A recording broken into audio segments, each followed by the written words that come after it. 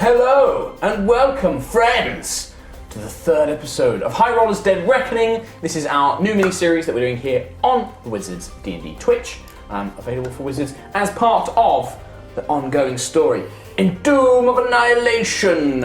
It's a brand new module. You can pick it up in stores now. It's very, very good. I am Dungeon Master of the British Isles, Mark Sherlock Holmes. Thank you, Tom. It's a real honour. And joining me are my wonderful players: Chris Trott, Katie Morrison, Hello. Tom Hazel, Hello. two L's, It's important. and Kim Richards. Thank you all for joining me. I have something very important to tell you. We're going to play some D&D. Yes. I don't know what's wrong with me. It's been a long day. Sugar, probably, yes. Welcome. Dead Reckoning is a brand new mini-series in the same vein that we did our previous series, Uncharted Territory, which you can go and check out on the D&D YouTube channel or on their VODs.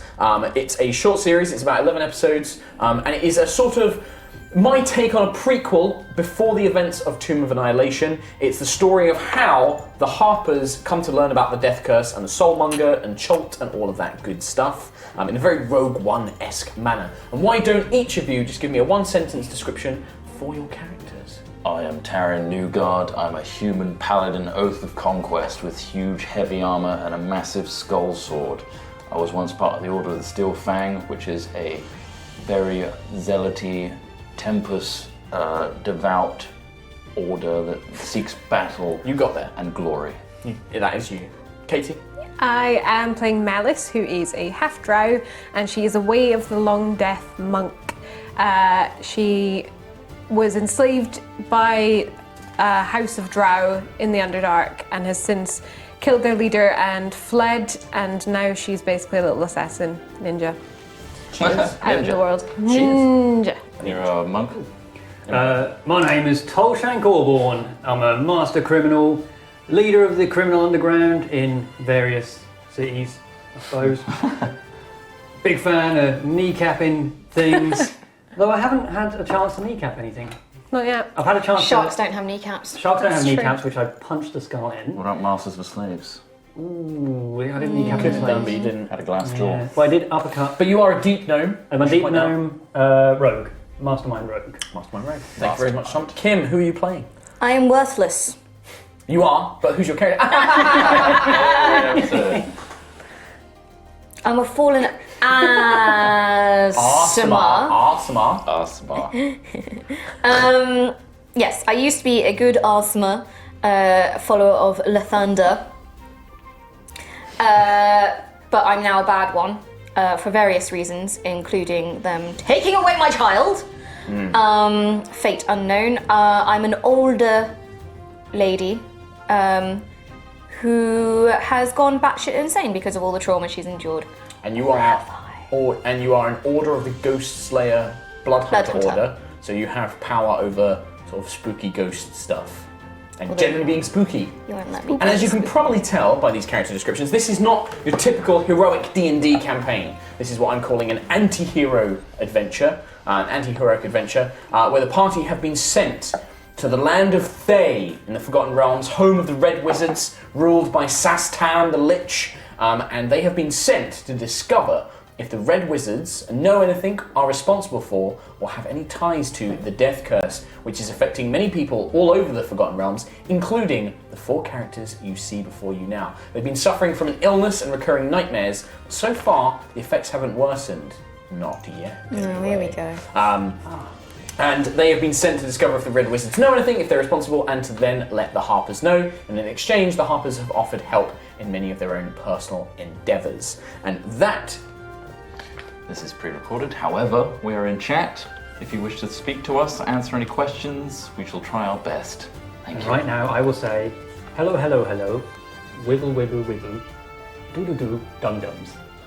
You better remember to do that, or remember to do people that, are going yeah. to be mad. It's going to take a couple seconds for me to type it. Delay. There's a delay. I'll send it Now. now. There you go. I look forward to that. So there you go. That is a little Really brief overview of the campaign today. But don't forget, there is loads more awesome D&D content here on the twitch.tv/D&D channel, which you can check out in the schedule below. And you can also follow them on Twitter at WizardsD&D, and you can follow us on Twitter at HighRollersD&D. There you go. Fantastic. Nice. A brief recap of last week. You were dropped, not intentionally, you jumped off an airship as part of some sort of secret method of entering Thay undetected. Infiltration. Halo jump. You made your way into Thay by plummeting down into the ocean using special featherfall tokens to slow your fall, and then you attempted to row on a portable rowboat into shore. You were attacked by some Sahorgan, who were especially angry at Tolshank because of a magic item he's currently wearing, and you fought these creatures off, causing them to flee, much to Taryn's frustration.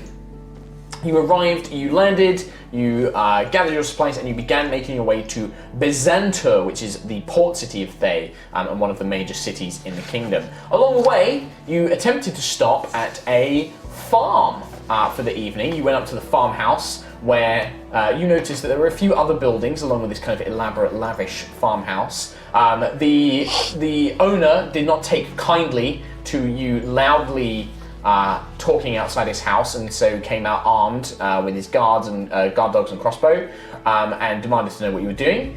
He was not the most polite chap, but you did eventually kind of come to an agreement, or at least he thought you did, that you would pay some money to stay in his house, where Tolshank then probably punched him so hard it knocked him unconscious.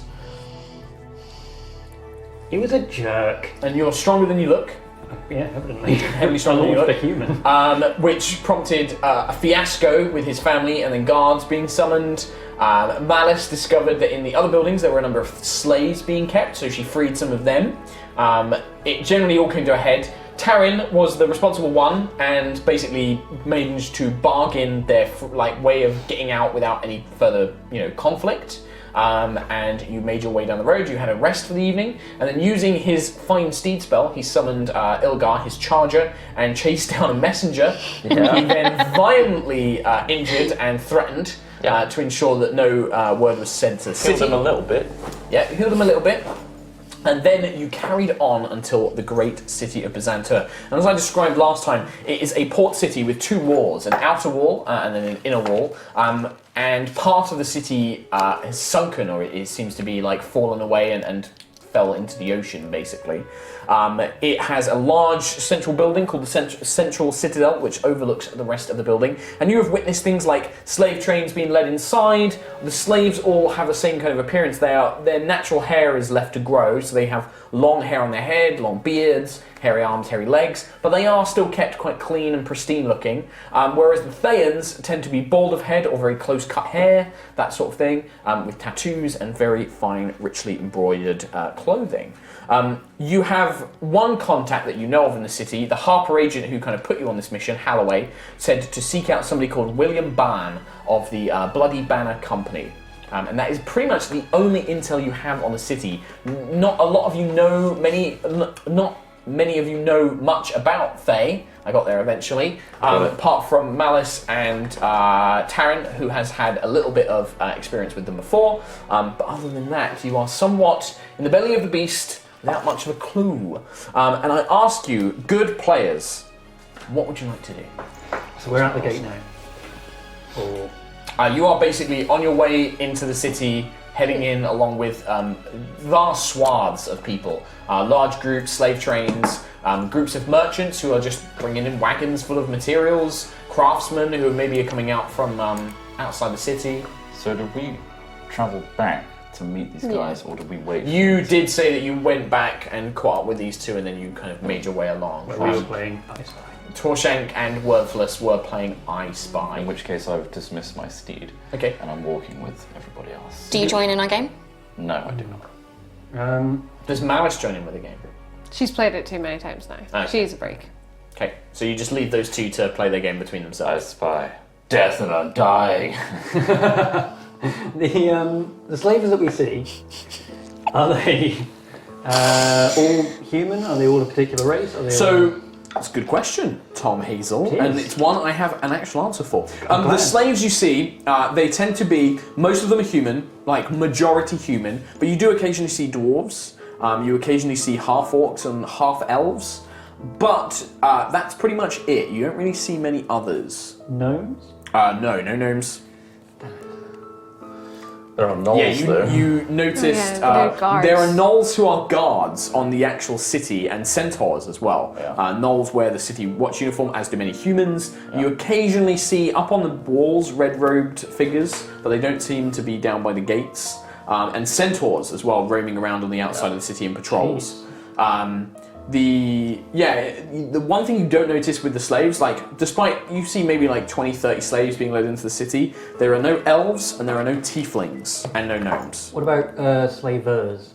The slavers are all pretty much human. There is, of the Thayans, which it's very easy to spot the Thayans because they're the ones with the bald heads, or at least close-cropped things, and they all wear these kind of richly embroidered like robes and silk clothing.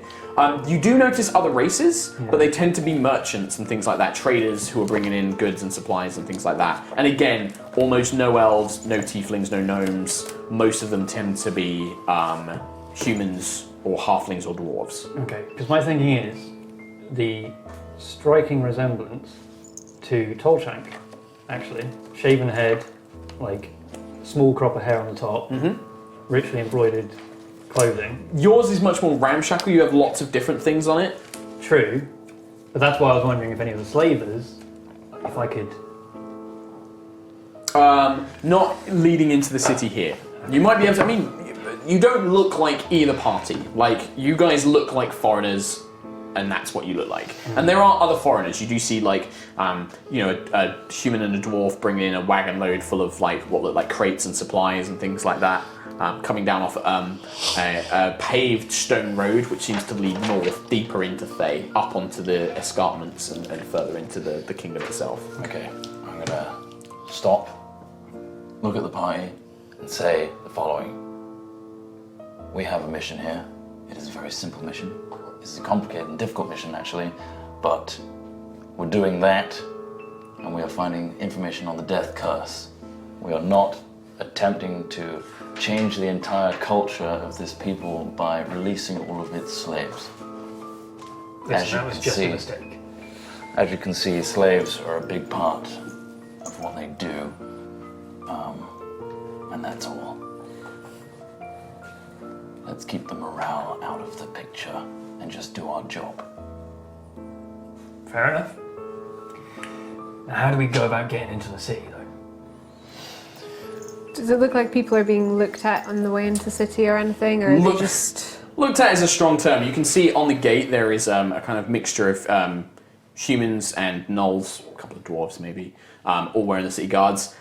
The gnolls are cackling and drinking quite heavy liquor, like just sat there drinking, and because they've got this kind of hyena appearance, they have this hyena-like cackle that they just they kind of like make this hideous laughing noise.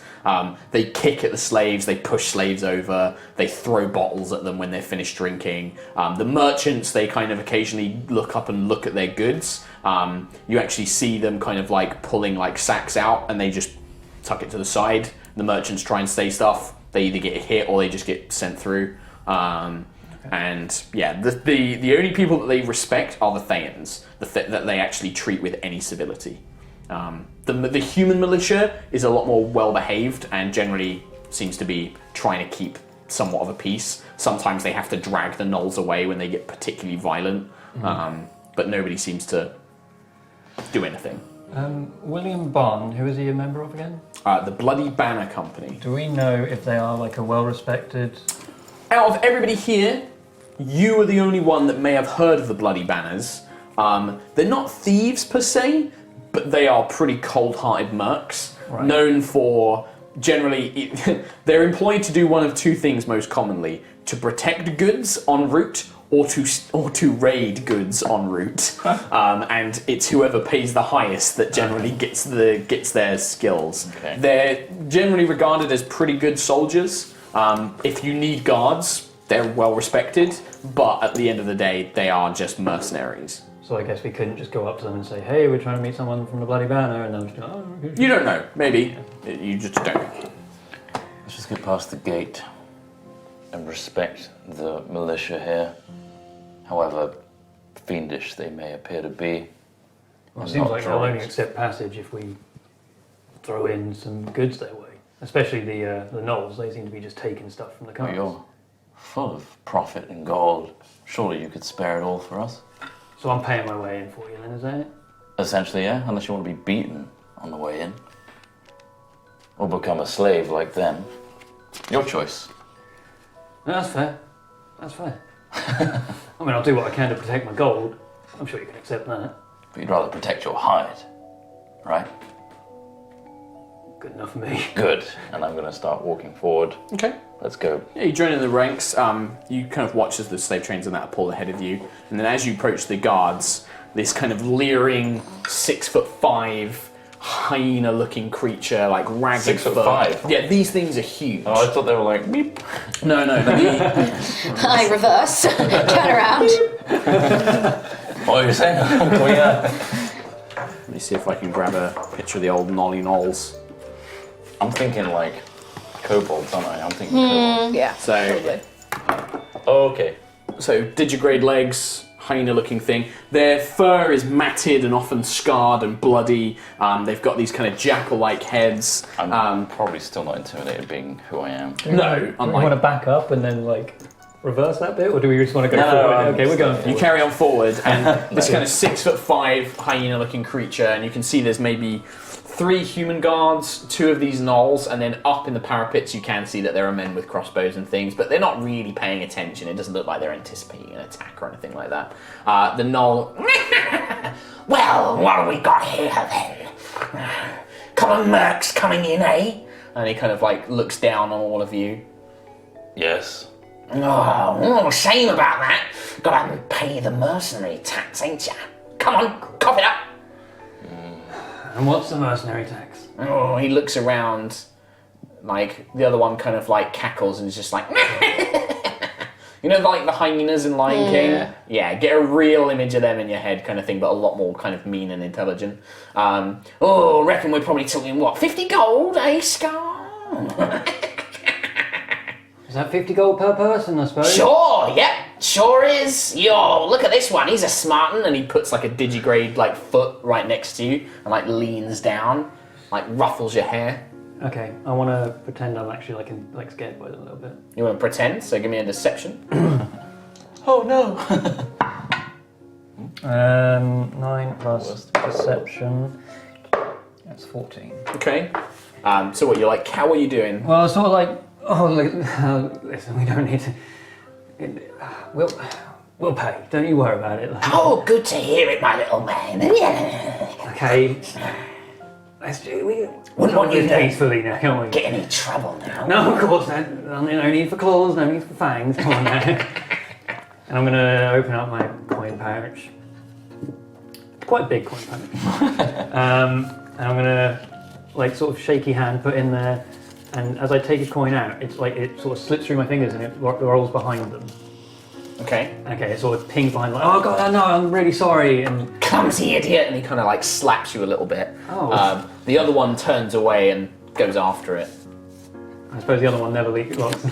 And he like turns around, he's just like, come on! And like barks an order at him.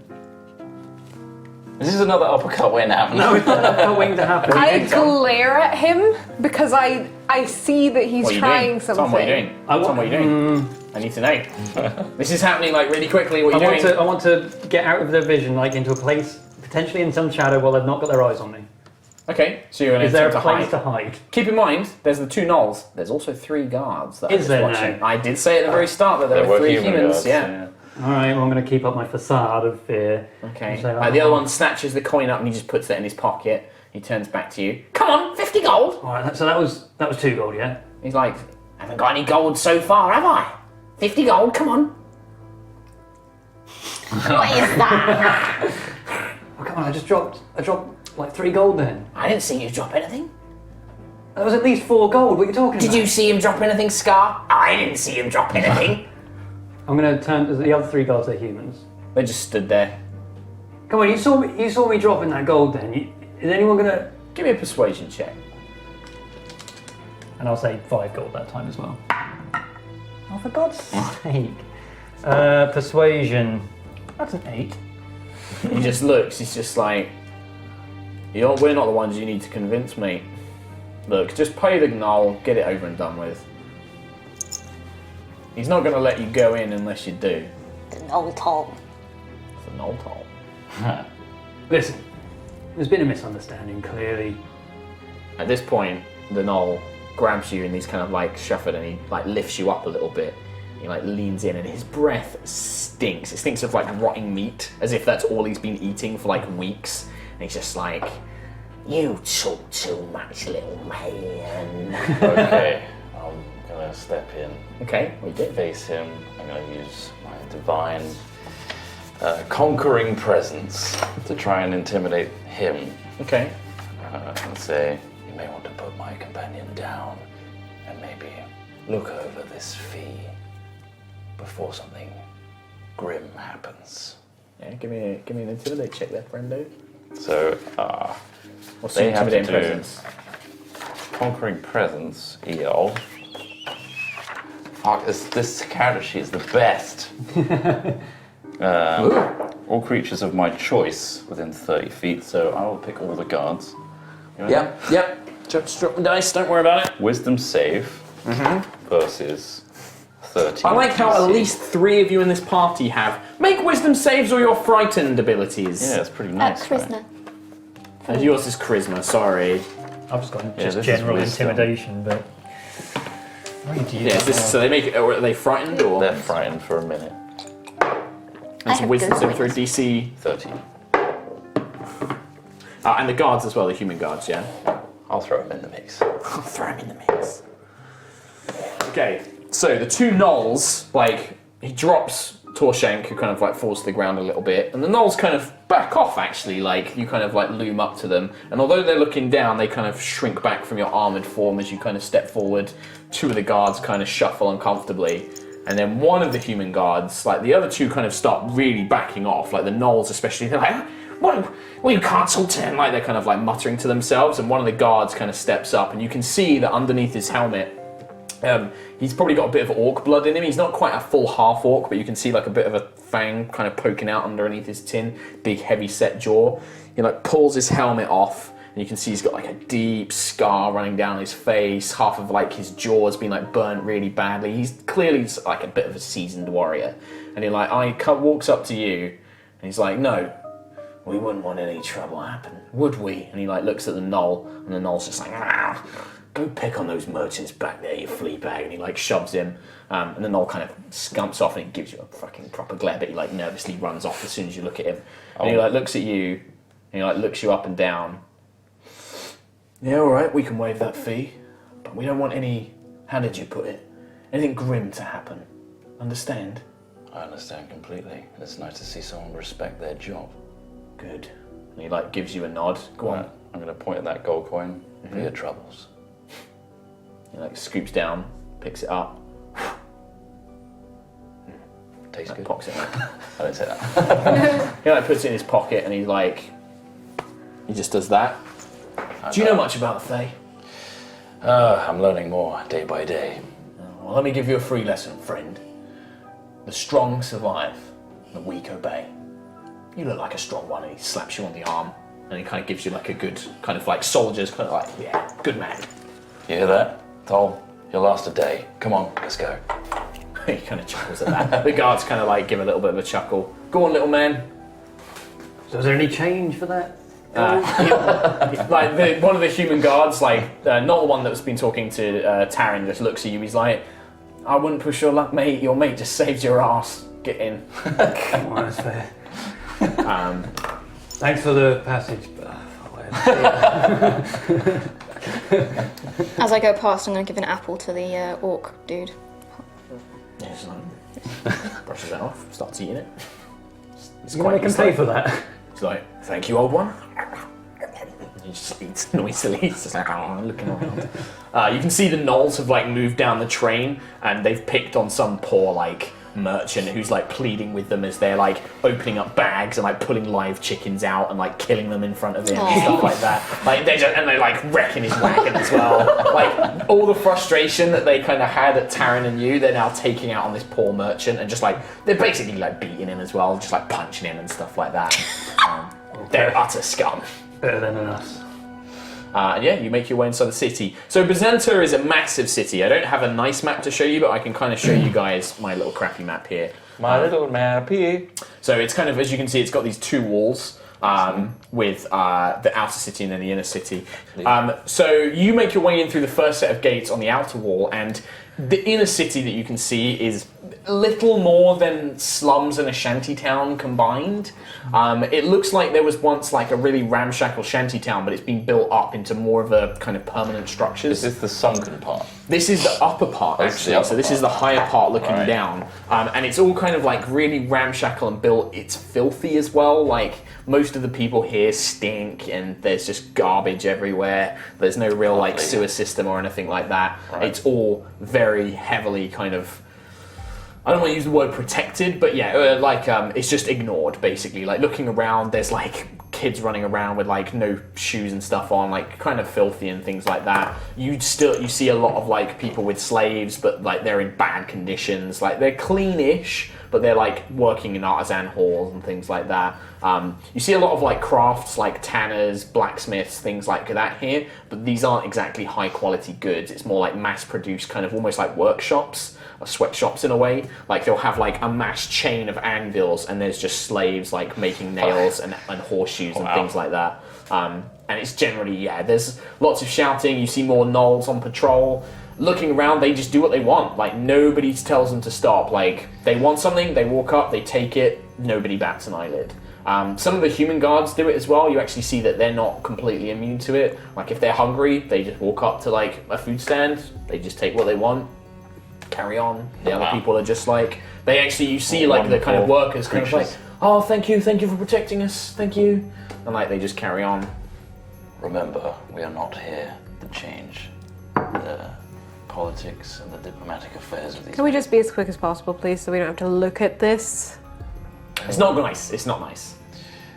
I'm just watching some children play. Oh, wonderful. Yeah, you can see like them just kind of running around, scampering around, boys and girls. I'm not listening to anyone. We need to find William. How would you like to try and find him?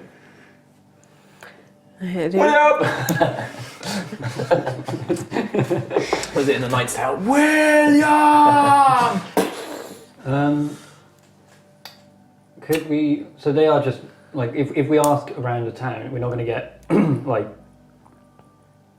beaten or anything. Like you don't know. You've never been to this place before. Who knows? You don't know. Like you can start asking around, like asking people if they know a William Ban or. Is there a particular group of the downtrodden that aren't being like beaten up, controlled by guards, people nearby? They're just doing their business. Oh yeah, this is a massive city. This is as big as Neverwinter. So it's a huge city. Yeah, that map isn't like the best judge of scale, but it is massive. There's maybe like 60, 70,000 people living here, sort of thing. 60,000 people living here. It's a massive city in terms of Forgotten Realms, and there are people just going about their business. There's people like making stuff or like selling things. Just like you find in any city, really. Like it's just that when the guards come, they don't question them. Occasionally, you might see slaves go past, and people just kind of turn a blind eye to it. They just ignore them. Okay. I think we'd be able to get our... Where's the word gone? Information. From those with their eyes and ears closest to the ground. The slaves, the downtrodden, the beaten. So? Right there. Huh? I mean, they're everywhere. Oh, I thought you were pointing at me. I mean, you're pretty close to the ground, but I'm still drifting towards these kids. Yeah, you can see them just running around. If I see her can drifting see- towards kids, I'm going to keep a close eye on her. right. And you're not being stealthy or anything like that, so yeah, you quickly pick up on her gravitating towards them. You do notice that there are like kids are slaves as well. Like they'll chain kids up, like make them work. Good. Have you seen... Wow. That's Kim speaking. Wait, no. Say that, Kimberly. Cut this in post. Tom, cut this in post. I suppose we haven't seen how worthless acts around kids and stuff, so we wouldn't... They won't know. You and Taryn have no idea. Okay. No idea. I don't think. I probably have an inkling Yeah. what you're The like. way that you but keep you've talking about being a mother you've and not stuff done like that. anything. Yeah. Yeah. You might have heard as well, like, the legend of the painted lady, the woman in white and the crying lady and stuff like that, but not quite put 2 and 2 together yet. Also, you're just unpredictable as shit as well, so it's good to keep an eye on. Either way, we're distracted by looking for a group. Yeah. Can I take a little ball out of my pocket and start, like, throwing it, like, kind of at the kids, like, kind of trying to be like... Yeah, I mean, they, like... You kind of throw this ball to them and they kind of look up at you in fear. They like looking at you. They're dressed in like simple tunics and like they've got like tattered sort of like dresses and things like that on, wearing like worn out sandals and things. They look at you with absolute fear and they look at the ball and they don't immediately pick it up. They're like looking at you and like they're kind of stepping back. I kind of hunker, like I take my helmet off and hunker down so I'm kind of their level and I'm just like, come on, you know, just like throw it back. They kind of like... And like my whole demeanor changes. Yeah, like it's I'm completely not kind and smiling and stuff. I'm not crazy old hag. Like I'm one of the kids, like a little girl, kind of walks up and like the others are like, no, don't, it's a trick. And then she kind of like just nudges it back to you. And then they kind of like but as soon as they nudge it, they like scamper and they go to the part of an alleyway and then they like hiding, looking at what you're gonna do. So I touch the ball and light it with the light cantrip, but I make it purple. Okay. As soon as you conjure magic, they panic. They're like, oh, no! And then like a few of them dart away. Like a bunch of them just flee. But are some of them still around? They're very nervously watching, but from far away. Yeah. They're like shaking their heads and like they're whispering to each other and things like that. Give me a perception check. 6. You don't hear what they said, but they are afraid.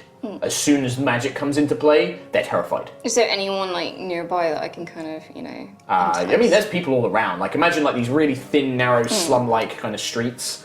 There is like people selling rat on a stick, you know, rat burger, you know, that kind of thing. Like, you know, grab juice.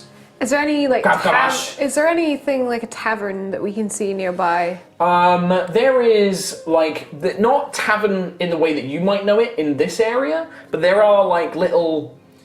The closest thing, they're like almost like little stands. They're like no deeper than maybe 2 people can fit in them, like deep, and then like they're maybe like 4 people long. Kind of like ramen bars that you see in Japan, like these tiny little places with little bars, yeah. And they have some sort of like they've got like you can see like tankards and mugs and things around them, but they're not like taverns that you're used to. You don't know if they have them here or not.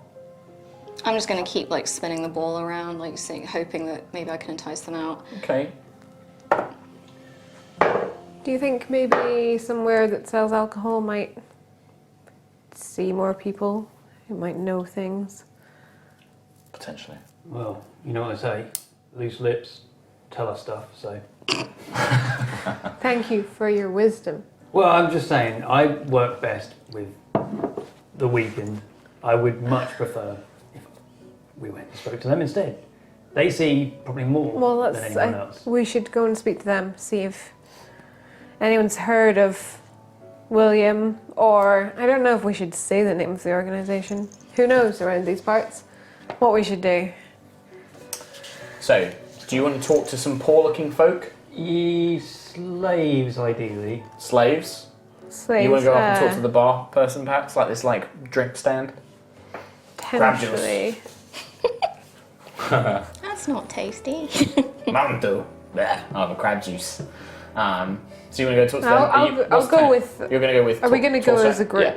And you're going to go with Tolshak as well. I'll go with Tolshak. So at this point, the 3 of you start making your way off, and Worthless isn't with you. Can I, before we go, fetch her? You go and find her, and you can see her, and you can see that one of the kids, a boy, is kind of like he's like getting closer to you. He's like edging his way, and he's like you basically hear just this bare whisper like, "Your robes aren't red," and he's like looking at you like. It's just a simple trick. No, you didn't. I know magic. You're a red wizard. No, I'm not. And he's like nodding. He's like, yes, you are. Only red wizards can do magic. They're the only ones allowed. If I was a red wizard, I probably would have hurt you by now. He like seems to that kind of registers with him. He's like, you mean you're not a red wizard? No. He like looks around and he kind of goes off to the others and whispers to them and stuff like that. At this point, you kind of find her and she's like, you can see her looking at this group of kids that are huddled around, and she's got this ball which has like got a purple light around it, and they're kind of whispering and looking and pointing at her. And they look a bit scared, but they're not terrified. They're just like wide-eyed, unsure what to do, kids kind of thing, like that kind of kids thing of like, we're not sure if we're in trouble or not, and we don't know if we should test it kind of thing. I'm completely different as well. Like You see her like completely really calm. gentle, and She's smiling. You've seen like a malicious kind of smile where she's been teasing and things like that, and when she's kind of been a bit loopy. This is a very calm, sort of very sensible smile. I look Life in happy. her eyes. We have to go. We have to do our job here. I'll come and find you. I don't want to leave you in this place. I don't think it's wise for us. I'm not going to do anything. Also, the children might know something. Okay. I am fine. Where is are they going to talk to people? Or is it relatively nearby, or is it... Near enough by. Like, there's plenty of like you can walk maybe 100 meters and Can I find like a maybe bunch of. keep an eye on them, but watch over? Yeah. You can keep Worthless. moving between the two as well. Yeah, And just keep an I think eye. I want to keep an eye on both. Yeah, just to make sure. Because I'm a bit confused, and I'm like, I don't really know what she's doing. Well, it's also like there's also the element of, like you said, like being you definitely have this. I mean, you know what the Red Wizards are. They're very powerful. Generally, they mean business, and this is not a nice place. Being on your own here is not probably a good idea. You head over to, you find basically a kind of a blacksmith's. There is one man who isn't a slave. He doesn't look Thayan, but he kind of wears normal clothes, has a short beard, but he clearly has very short hair. It seems that, like, if you're going to have a beard, you better be basically bald or have very short hair so that people don't think you're a slave. And he's kind of helping the slaves make things. They're making, you can see them basically making, like, utensils, like things that people might need at home, nails, forks, that sort of thing. I'm just going to walk up to him and just sort of... Hello there, friend. Can I help you with something? Greetings. These are these your slaves? No, sir. They're not mine. They work for my lord. I'm a free man, but I'm ensure that his workers are performing an adequate job. I see. So what classifies you as a free man versus them as slaves? He kind of leans in. He's like, "You might want to watch yourself with such questions, foreigner. Sorry, just I'm new here.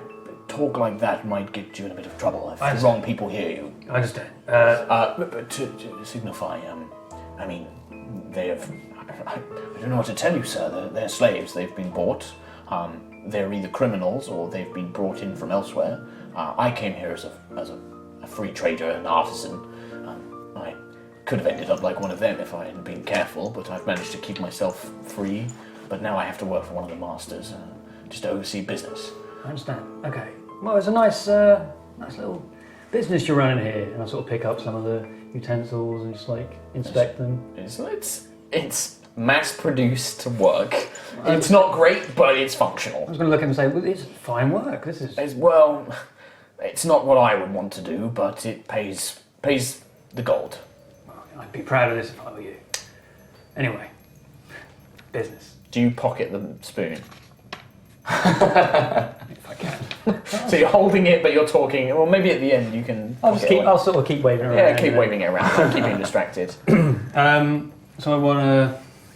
Well, if you're looking to buy anything, sir, I can certainly arrange that with you. Oh, not today, but maybe we'll come back some other time. Of course. As for now, we are on the lookout for a little bit of information about the town. Right, sir. Well, I mean, I know a little bit about the outer city here. I might be able to help you. I can't spend too long. I need to make sure that everyone's working, but... Completely understandable. We're just looking... Could just tell me the few organisations, mercenaries, people like that around the town. Well, not really my sort of people, I'm afraid. They tend to work with the Guild of Foreign Trade, which is in the inner city. The Tharkioness, Her Eminence, and he kind of like raises his hands up in a kind of very almost worshipful address. She works very closely with the guild. I know that they employ mercenaries to protect their shipments, I think. They sometimes have them to escort slaves, caravans, that sort of thing, wagons up to the other cities. I'm afraid I don't know any personally, sir. Not much need for them here. I see. Have you heard of anyone from the Bloody Banner? Rings a bell. I might have heard their name mentioned in a few of the drinking establishments or guest houses every now and then. I see. I suppose we should have gone in there first. Would you mind if I speak to some of your slaves, or? He looks around. He's just he's like, well, no, I can't really, sir. No, if any of the guards saw you talking to them, I'd be in a lot of trouble. We'll be very quick. There's no one around right He like now. looks around. Give me a persuasion check.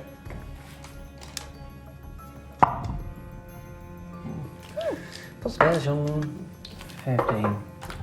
He like looks around. He's like, you can speak to them very, very quickly. But if I see guards coming, I must stop you. Please. I understand. It's fine. Please, thank you. Very, very So quick. speak, yes, very quickly. Listen. And he moves to the front of the store, and he's now like filling a pipe, and you can see him smoking, but he's like looking around. Okay. Well, in that moment, pocket. Spoon. one shitty spoon. Yeah. That's mine. I'm going to write that one down.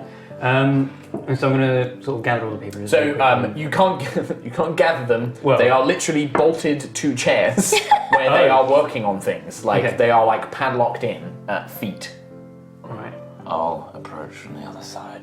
There's a row of about 5, all working on different objects, like just bending metal. They've got like little portable heaters and things like that they're using, like tiny hammers and stuff. I'm going to approach the opposite side, asking questions. I guess we'll be in the middle. Okay, so you're asking one person, Yeah. I'm asking one person. Yeah. Okay. I'm offering an apple to anybody that knows of the Bloody Banners and where they reside. Okay, so the first person you speak to is a human, and as he looks at you, you're pretty sure his tongue's been cut out, so you don't bother speaking to him. He's Never like, mind. "Oh," it's like tongue just doesn't work. Sorry. And then you Yikes. move on to the. Do you still give him an apple? No. He's like, He didn't give me anything. The first person you speak to is So a I'm male. offering, I'm holding a single gold coin. It's a male dwarf, and like his eyes are just wide at the coin, and he looks at you, and he's like, I shouldn't be speaking to you, sir. No, nope, shouldn't be speaking.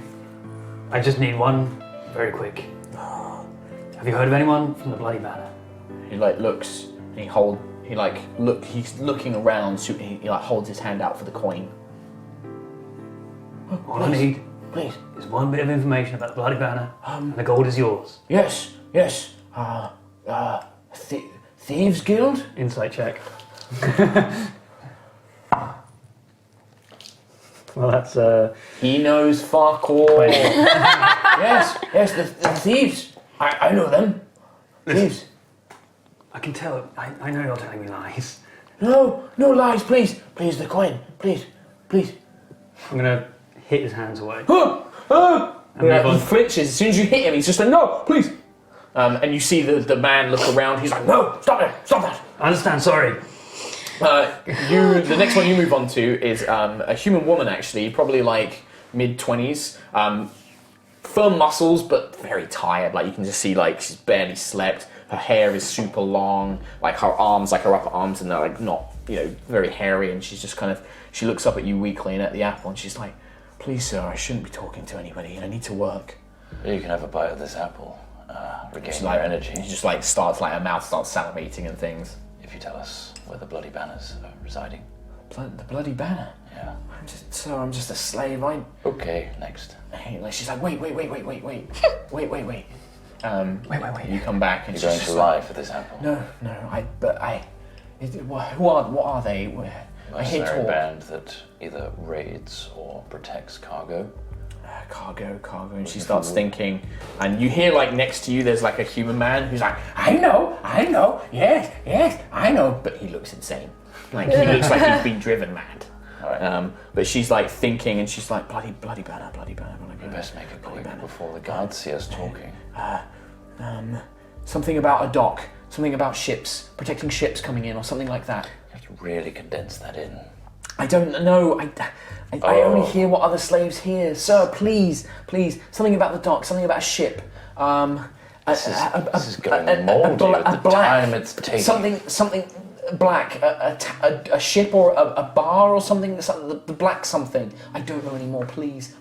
And she's like holding out her chained hands, like, please. I'm going to put my thumbs in the apple, split the apple. Yeah. And then split it again. To quarters.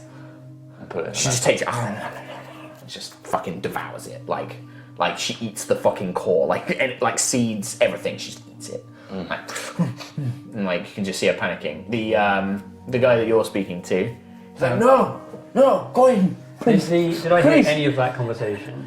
Semi. Okay, so I'm going to say, listen, there's a reward in here for anyone that can tell us more information.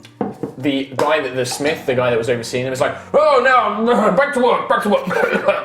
And the slaves instantly start going back.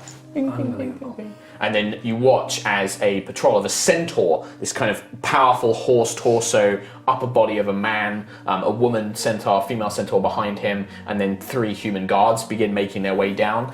You see them kind of going over, inspecting a few of like the little traders and things. From these slaves. You just turn off and make your own way off. He comes over to the blacksmith, who's just like, work more on this. And he's just like, they examine the work. Carry on.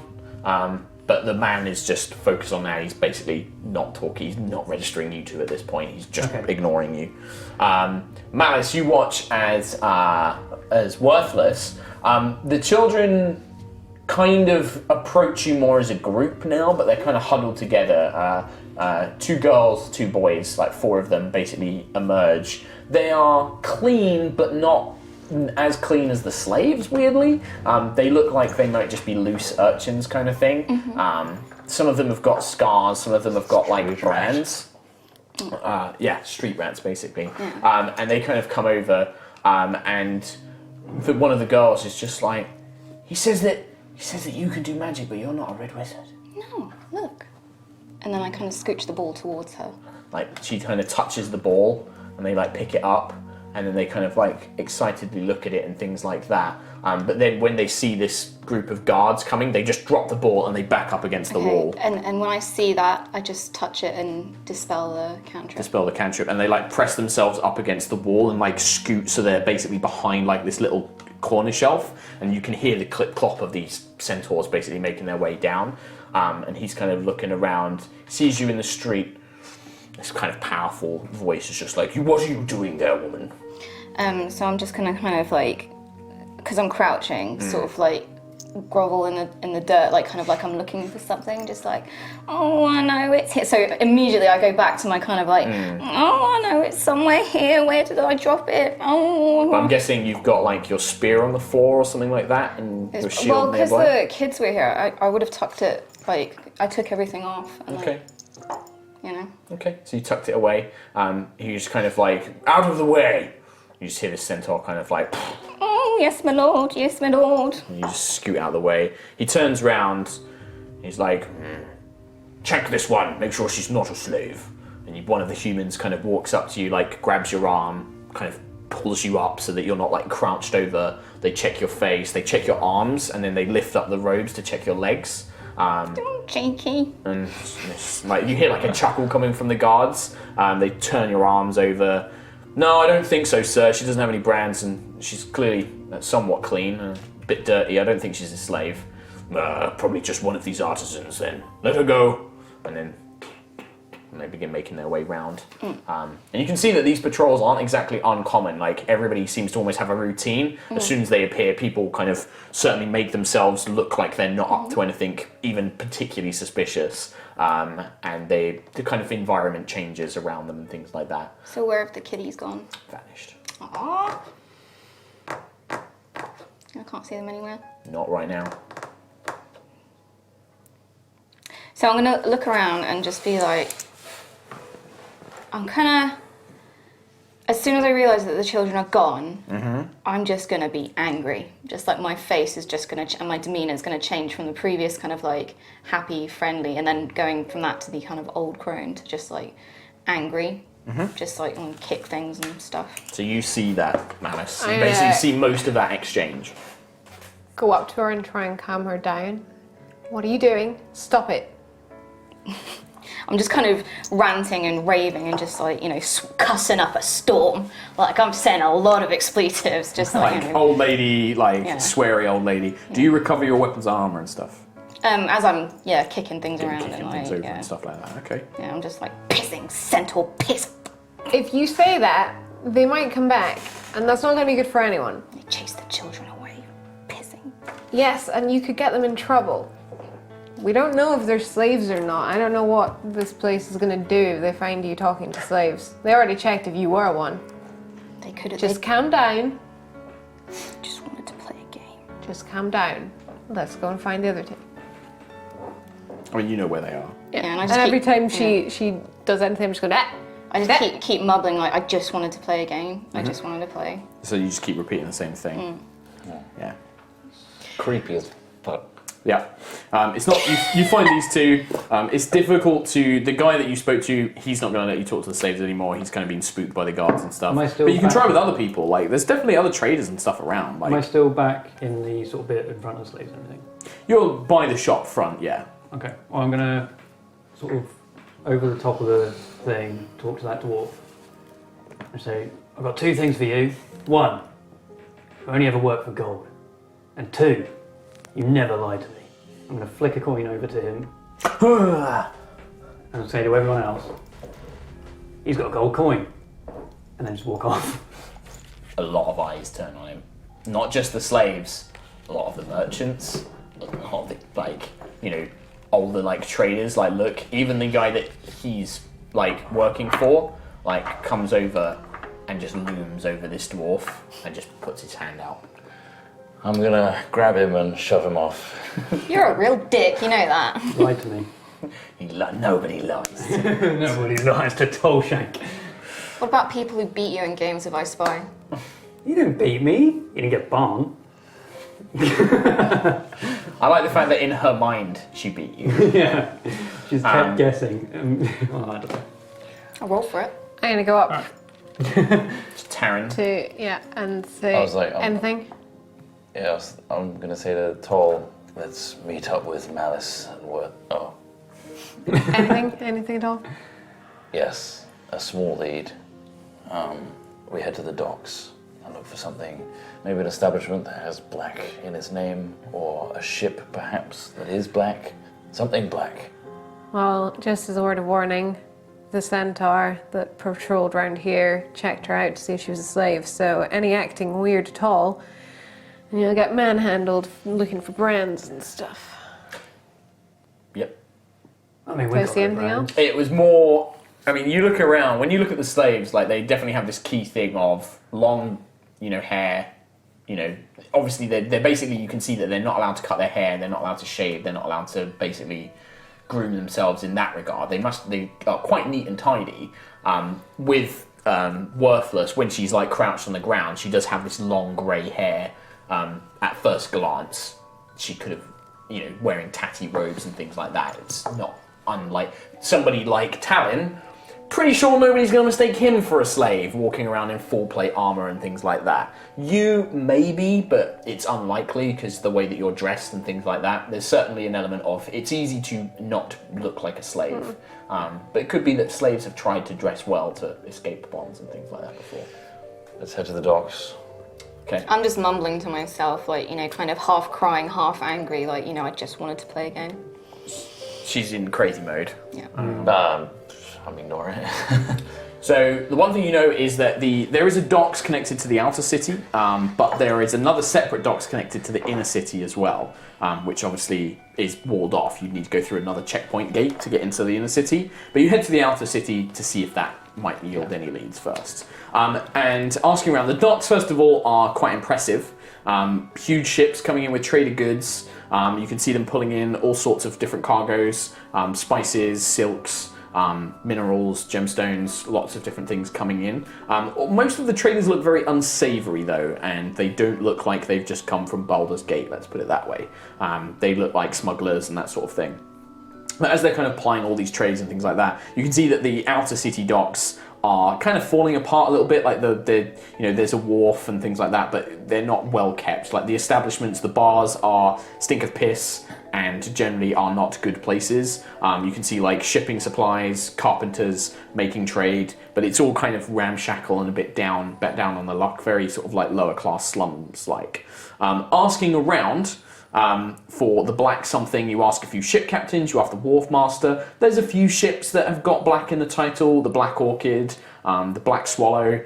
You check those out, not connected to the Bloody Banner, but they do suggest that there is a tavern called the Black Embrace here in the Outer City Docks, and if mercenaries like to stay there for various reasons, and they kind of point you in the direction of that.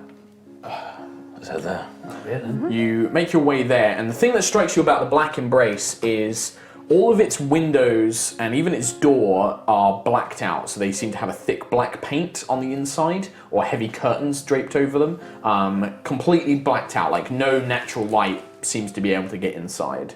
But you can hear some rowdy voices and that sort of thing coming along. Now,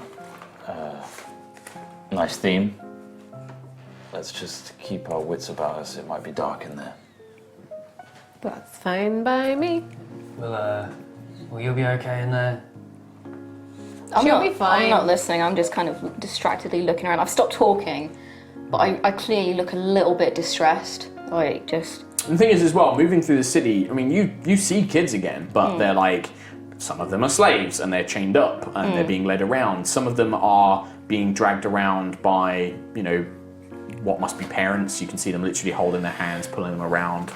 Some of them are working. You don't really see many playing in the streets like the ones before. Generally, they're kind of being ushered around with a purpose, or they're working in some case. But it's not the last time that you see them in the city. Yeah, but I'm distractedly kind of like looking for the ones that you met at before. the kids, and also like when I see the kind of slave kids, I'm just getting a bit like, angry, distressed. Yeah, and I'm kind of pulling away, but Malice keeps pulling me back. And you're just kind of following where you're being pulled in a sense, kind of thing. So I'm totally not listening. I'm just kind of looking off at some kids, just like...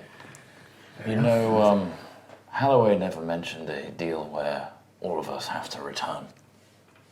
It could be a lot easier if we make Worthless live up to a name. Charming. I'm going to... you saying that, I am going to turn on you with absolute rage in my eyes, and I'm just gonna, again, just completely transform from seeing this kind of distressed... doddering old woman. To like, what did you say? I said it loud and clear, did I not? It's all, Say it again to my face. Everyone? Very well. Would you like to be what your name suggests? And what is my name? Have you forgotten? It's Worthless. Necros crowd. Okay, so charisma saving throw. For me? Yes. Is it just targeted at me? Yes. Full blast. Full blast. Let's do it in the big one. Oh, just. Well, he gets a bonus as well. It's very visually identifiable what you've done, isn't it? Mm-hmm. Okay. But, triggered me. I'm angry. I'm furious. I am enraged. What was it you did? The whole skeletal... So her eyes turn black, dark energy seems to swirl around her feet, and these skeletal wings kind of spring out around her.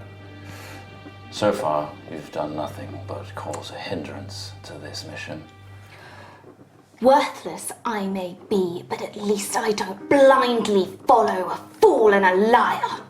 Let's all calm down for a second. There's Reaching a better time and place. Worthless. This is down to you guys to stop. Like, I spy with my little eye. Something beginning with G. Really? I'm gonna step in his way. just like get in his face. I'm just trying to calm her down by playing a game with her. She doesn't seem to be listening to you.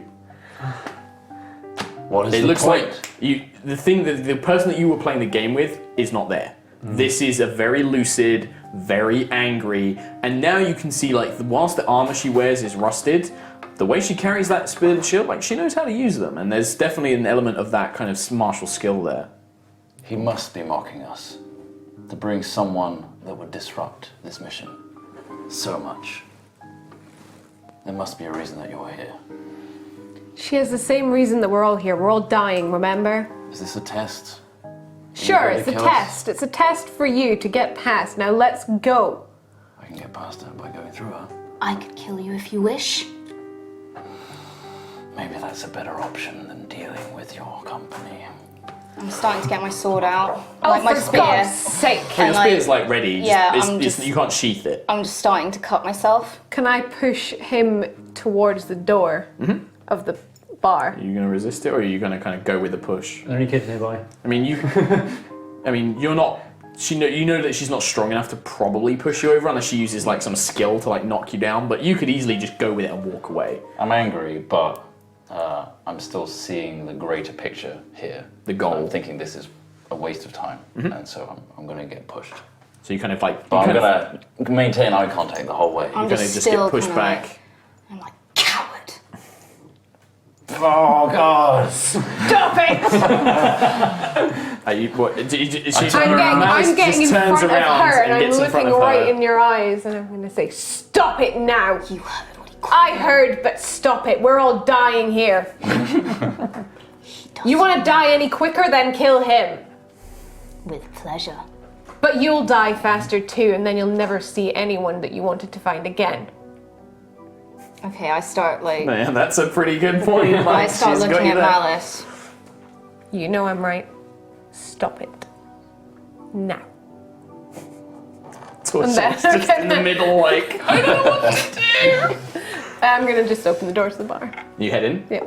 Perfect for you. Completely dark on the inside. There is lights, small little lanterns flicker, a few candles lit here and there, but otherwise it's pretty damn dark. But luckily, dark Pleasant. vision kicks in, black and white vision, all sorted. It's me too. I have dark vision. All three of you except Talon.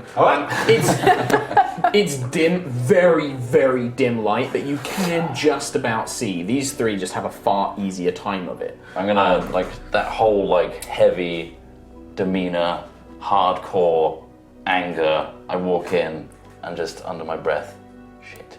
As I walk into complete darkness. It's not completely dark. There's very dim lanterns, candles here and there, just enough that like you're having to squint, and most of the figures are like outlines, and you can't really see details. But it is dark as shit. What is the point in this place? When you say that, you just hear a kind of raspy voice from behind the bar, just like, "Why, it suits the innkeeper, of course." Are you Come that in, come in. ugly? And as you kind of step, and he's like, "Why don't you have to step up to the bar and you can tell me how pretty I look?" Alright, where Can is I it? see? You kind of you can see the bar, like it's a long enough dark shape, and as you get there, the barkeep, this kind of very gaunt looking man with kind of frazzled looking hair, turns around and he pulls out a little lantern. He's like, "Oh, just for the pleasure." And he like gets a little match and he lights it, and as he does, you see a gaunt, noseless, decaying face of pallid skin, frazzled hair,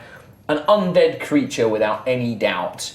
His eyes barely glazed over, big toothless, scully grin. I've seen some fucked up shit, right? Yeah, I mean, you've seen undead, like you've seen Would I zombies be and even skeletons. slightly phased by this, do you reckon? There's probably like I don't think you necessarily would have seen one that talks and Would have can taken me think. aback a little bit. You're a bit like, you're not scared. You're like, what the fuck? This zombie shouldn't be speaking. Welcome to the Black Embrace. What can I get you, friend? Don't worry, I'll make sure none of me falls in. He turns around, pulls a few. Charming. Can I have a look around and see how many other people are Yeah, in the bar? inside there is maybe 7 other men and women. The women look as rough as the men, all wearing leather cuirasses, curved blades at their side, and they all seem to be standing around. The one thing you will notice is they all have kind of almost like a badge, which looks like a field of cloth, like a tattered field of cloth with a blood smear along the side. All of them. All of them are wearing probably it, don't yeah. see it. And there's like a few. I mean, this is the detail. You can't see can't it. see it. Like that's these three you can see. Although you don't know if it's a blood smear or just like a dirt smudge because it's black and white to you. It's like shades of grey. And yeah, that's what the three of you see. And there's a mixed company. Some of them look young. Some of them look a bit older, and they're like 30s, 40s maybe. But they all look pretty rough, seasoned-looking warriors. Leather jerkins, daggers, many daggers, lots of daggers, and curved blades. And they're all just kind of sitting around. Three of them are playing cards. Some of them are drinking. They're all just chatting though. They're all just kind of like murmuring to each other. When the Talon goes up to the bar and is obviously having some sort of thing, they kind of chuckle along with the innkeep. So, can I get you anything, friend? Something hard. Certainly. And he goes around. He's just, ooh, Citadel Adbar's finest. And he pours some sort of thick kind of liquor, slides it along. Clean-looking glass. Muttering, like pissing old bat. I'm probably still outside at this point, just kind of like trying to diffuse my entered. rage, like Okay. just kind of like calm down and just, I'm kind of cursing as well, like I'm just like, Two of you you are know, just like, Pissing young man. yeah, how dare he, how dare he. Malice, are you outside with her? I'm inside. Oh, okay. So we just left her outside then? if you've gone inside as well, yeah. I have. yeah, I've so the followed. three of you have just gone inside. You can hear me kind of just like cussing. muttering. In As it. long as we can still hear her swearing when she's nearby. Yeah, pretty much. That's what we're treating it like. I'm like, yeah, she's still there. Come in, my beauty. Hello, little fellow. Come in. The Black Embrace is my establishment. Welcome. And home to many mercenaries, I suppose. Like this undead ghoulish figure like looms down at you. He's just like, Oh, yes. No doubt you'll come here looking for the bloody banner themselves. Yes, we've been told to meet with William.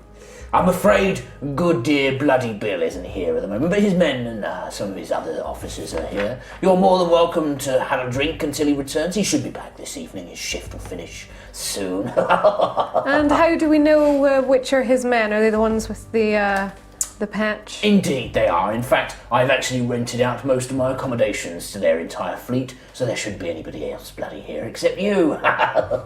There's plenty of them, I suppose. Oh yes, quite a little troop he's got. Isn't that right, boys and girls?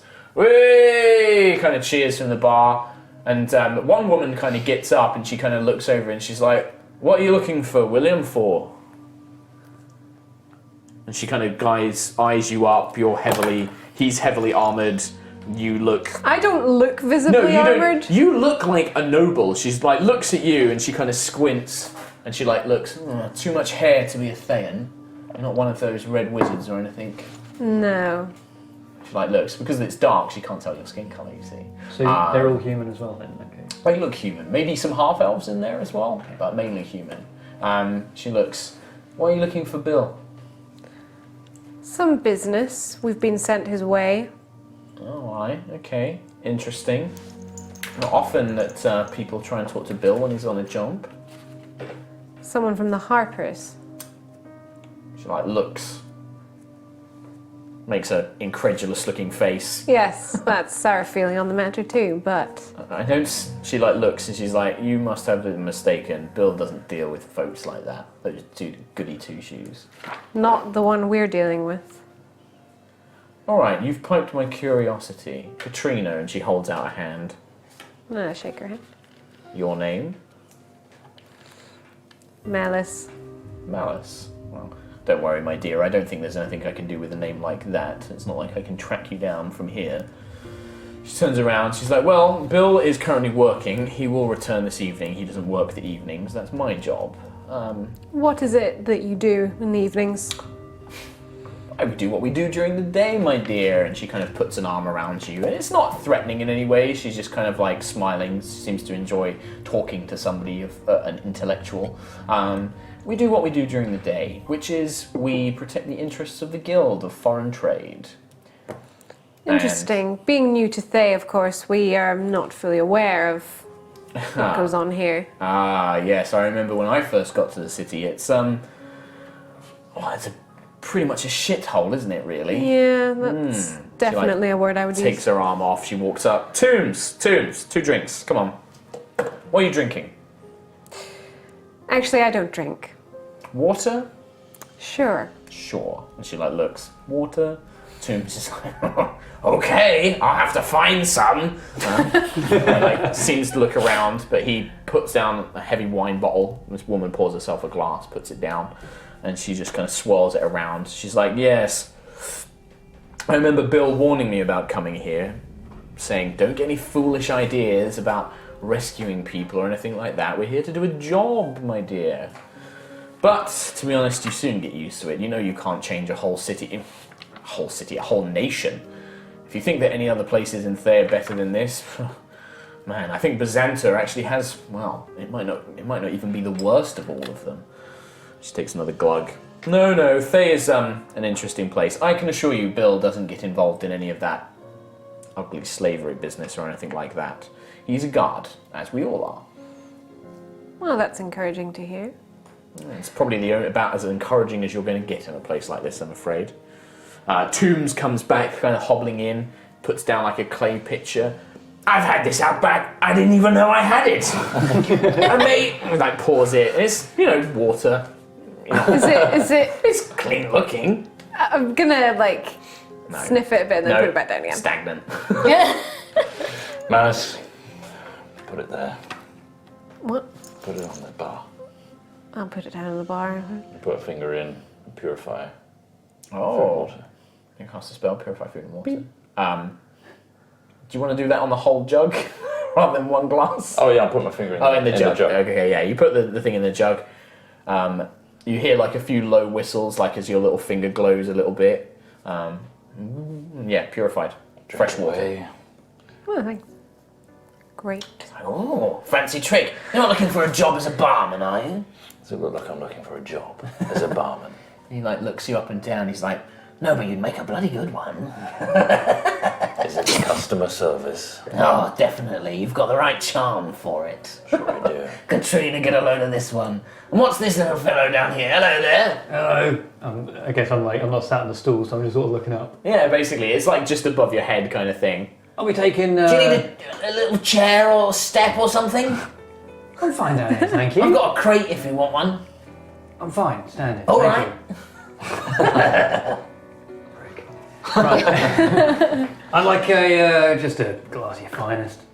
My finest. The Are you finest. sure about that? Well, I've got the pickle juice. finest. That's my finest. Pickle juice. Oh. You kind of hear like a few like chuckles coming from the mercenaries. Pickle juice, pickle juice. Are they goading me to A drink? little bit. Like one of them is like, "Way, pickle juice."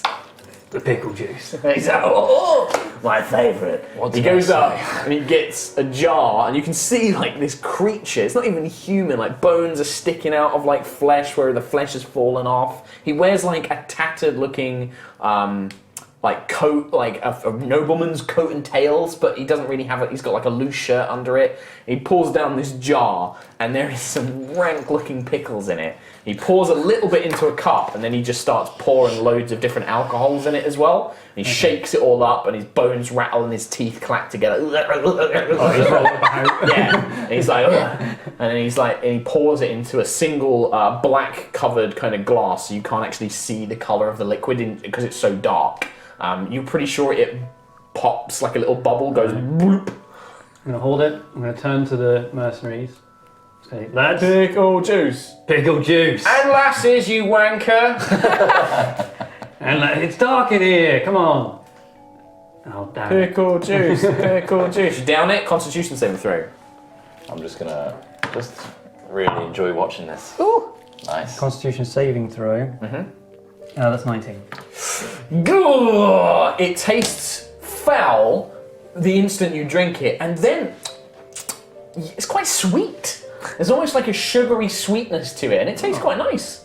It's fucking like really strong liquor, but you're kind of holding it together. You're like, oh, that's actually quite nice. Oh, bloody hell. Okay, Well, he's still alive. oh, pickle juice. Anyone else want some? It's good. He's like, that'll be 10 silver. 10 silver. Oh. 9? No, 10. I mean, you goaded me into it. He like raises up a hand, and the air around the hand starts to get cold. Oh, He's like, listen. I am feeling a bit hungry. I don't mind taking a discount if you wouldn't mind. A bit of tasting life force. I think the gold is more important at this Yeah, I point. think so. You take hand that. over. It's 1 gold piece, basically. Okay, fair enough. Takes that. Mark it down. Mark Mark off your Mark it 5 that you down. gave away earlier as well. You little shade. I don't actually know how many much gold I have. Everyone had 100, I think. 200. 200. 200, so that's 5, Minus 6. minus 6. 194. 200, though. Yeah, you had 200 each. And did you write down 2 regular healing potions? Wait, everyone's got the same amount of gold as me? Yeah. 2 regular healing. You lost all of your shit after your heist. No, I know that, but he was telling me that I should pay my way into Yeah, the well, city. that's- You've been you're the only one who's been boasting about your money. Also, Taryn generally needs to buy armor repairing supplies quite frequently because Also, full you don't plate is actually expensive know to any keep of us. maintaining. Yeah, that's true. Alright, well, after being goaded to drink He's this, like, oh, I tell you what. He the little bony hands clack together, clack, clack, clack. He's like, well done, my young man. You've earned the respect of Darrow Tombs. And he does a little bow. and I'll sort of do a bow back really slowly because It's there still are some hitting effects. you, And it's I don't want to keel over it. So it's not too far. And then I turn to the mercenaries and I hold the little shot glass Way, and little just cheer. slam it down on the table. Yep. And I'm gonna head over to them. They're like, come on, fella. All right, how's it going, pals? All right, come on, step up here. And they're like, now, do you know Free Dragon? Do I know? Sorry. Free Dragon, card game. Card game. Free Dragon. I'm not proficient at it, but do I know Free Dragon? You've heard it. It's 3 Dragonlance. It's a pretty common gambling game. Okay. Yeah, of course Come I on, do. look. We'll play for fun. We won't Play for rinse you. fun. We won't rinse you. Perfect. Rinse me. All right. Well, we'll see. But They just start dealing out Fill me cards. in. And they start teaching you the game. It's kind of very similar to poker. It uses different suits and face cards and things, but it's a very similar kind of style game. And they start teaching you the ropes and things like that. Katerina turns to you and she's just like, well, your little fellow's certainly made an impression with the rest of the crew. You're not like a lot of the others that we've come across, but you should be careful. Bill's a very suspicious man. We've not exactly made a lot of friends in the city. He might think that you're trying to work with one of the autarchs or some other company trying to run over his business. I don't think we've made too many friends either. It's a difficult place to make friends in, unfortunately. Listen, look after yourselves. This place is a bit of a viper's nest. The outer city's bad. The guards pretty much do whatever they want, and even mercenaries like us don't really have a lot of say in it. If they demand something out of you, either pay it or hope that you can scare them enough not to bother you until tomorrow. In the inner city, be even more cautious. Things are safer on the streets, certainly, but the Red Wizards patrol and walk that area, and they are the type where, well, let's just say I've killed them, seen them disintegrate a man for nothing worse than insulting their honour. Wow, charming. Also assassins, quite common. We've had to defend against a few after William a few times. Never a pleasant business, that. I'm listening to all, soaking it in. Anyway, we've got a shift. What time did you say that William He'll would be back this evening before 6, 7 o'clock, before the 7th bell. Shouldn't be too late. And doesn't he work comes back here. Oh, we stay here. Yes. We're staying here. It's the most easily defended, and she kind of points. A lot of the crew, she kind of points to her ear, and you can see she's half elven, and she points to a lot of them. We have a bit of an advantage against some of the Thayans in dark places like this, and Darrow owes us a few favors, so he's promised to make sure that we don't get anybody sneaking in. A good deal then. She nods. So Halloween means nothing to you. No, I've never met anybody called that. I take it this is this Harper friend. She I wouldn't laughs. say friend. Barely acquaintance. Well, Blackmailer. now that I do understand. Nasty old business. But no, sadly it doesn't mean anything to me. It might mean something to William though. He's been in this game for a long time. I've been serving as his second for only a few years. We will wait. Pleasure? She just tips a fake cap that she's not wearing and kind of gives you a nod. She's like, all right, you 4, and she points to some of the others. With me, we're going to go on patrol. We're going to go take over from the others. She points to the other 3. When Bill gets back, you're replacing him and the others. And they're kind of like, yes, ma'am. And they continue playing cards with Torshak. I'm going to call over my companions to join the game. I'm gonna go outside. And can I still hear Worthless? I don't know, can you? I'm not there. No, I'm You're kind still of. cursing, or are you just quietly sulking? You can. The Black Embrace is right on the edge of the docks. Like you can see, like the wharfs kind of stretched out, the ships coming in and things like that. You'll see me just sat like on the edge of the wharf, like kind of dangling my legs over onto the side, and I'm writing. I'm gonna leave her because I feel like if I bring her in here where he is, it's gonna kick off. So I'm just gonna leave her, and I'm gonna go over to the table. Okay. So you just check on her, make sure Yep, she's out there. She's still there. I'll sit at the table. I'll entertain this. Okay. Yeah, you kind of step over. You sit down. One of the guards, a young woman. The other two are two men. They kind of look quite, burly. They got like big lamb chops. The blokes, big lamb chops, big ropey forearms. You can see they got there. But the slighter woman, she kind of is actually. You can see that parts of her leather armor have got like runes inscribed onto them and things like that. And she's got two slender-looking knives at her belt. And as you go to sit down, she's like, "Oh, careful, big one!" And she kind of like scoots over a little bit. And she like looks up at you like, "Oh, look at that!" Take my helmet off. Oh. And she kind of like nudges. Look at this one. Carry on. She looks over and she's like, "Oh, look at this one, lads!" And she's like points at the scar and she kind of starts kind of like making your face, but you can't really see what she's doing because it's so dark. She's like, "Ah, yes, let us play a game." Are you done? No, probably not. I'm probably going to continue on. I'm going to And stand up. She like lightly pats your arm. I'm going to stand up and sit the other side of the table. She like pouts. She like makes a sad like pouty face, like, "He doesn't like me." I'm gonna join in and be like, seems like he doesn't like you. He She like makes a doesn't like sad many face. people. It's a shame. You sit opposite her, did you say? I sit the opposite side of the table. Yeah, opposite side of the Opposite. table. Directly opposite her? Well, wherever there's space. It would be a bloke, but then he moves over, so you have to sit directly opposite her. Like seeing that, like she's winding you up, and she like just looks at you the whole time, like, "Hmm? Oh, are you gonna play? You're not gonna play that hand, are you?" And it is your hand that you're gonna play in the card game. She's like, "Oh, I wouldn't play that hand if that's what you've got." Ooh.